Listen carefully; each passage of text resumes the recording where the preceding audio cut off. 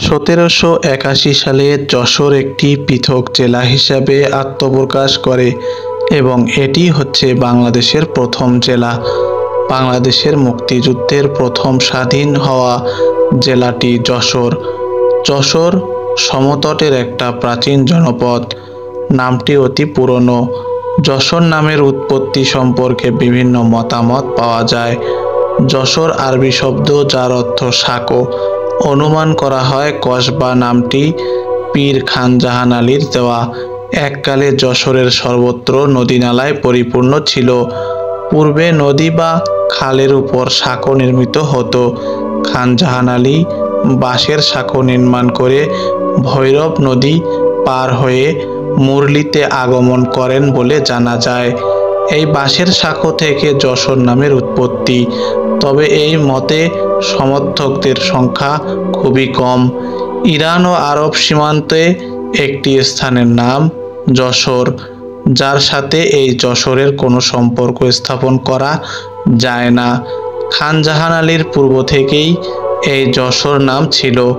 অনেকে অভিমত ব্যক্ত করেন যে প্রতাপাদিত্যের পতনের পর চাষড়ার রাজাদের যশোরের রাজা বলা হতো, কেননা তারা যশোর রাজ প্রতাপাদিত্যের সম্পত্তির একাংশ পুরস্কার স্বরূপ অর্জন করেছিলেন।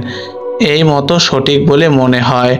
যে ওয়েস্টল্যান্ড তার যশোর প্রতিবেদনের 193 পৃষ্ঠায় উল্লেখ করেছেন, রাজা প্রতাপাদিত্য রায়ের আগে জেলা সদর কসবা মৌজার অন্তর্ভুক্ত ছিল। বনগাঁ যশোর পিচের রাস্তা 1866 থেকে 1868 কালপর্বে তৈরি হয়। যশোর খুলনা ইতিহাসের 76 পাতায় লেখা আছে, প্রতাপাদিত্যের আগে লিখিত কোনো পুস্তকে যশোর লেখা নাই। সময়ের বিবর্তনে নামের পরিবর্তন স্বাভাবিক। যশোরের বিখ্যাত খাবারের মধ্যে রয়েছে খই, খেজুর গুড়, জামতলার মিষ্টি।